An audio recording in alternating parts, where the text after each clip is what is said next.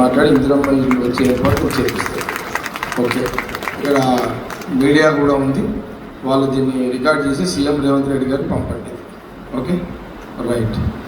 అయితే నేను పర్సనల్గా మనకు అందరికీ కళ్ళు ఉన్నాయి, మన మేడని సంపాదించవచ్చు.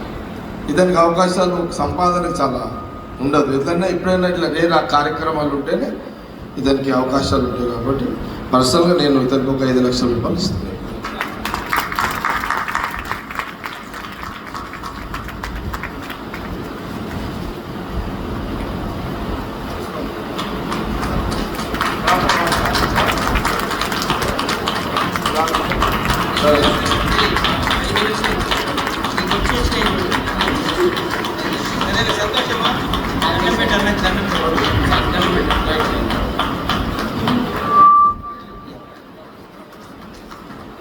అన్న ఈ అబ్బాయికి 5 లక్షలు ఇచ్చాడు. సో చాలా సంతోషంగా ఉంది.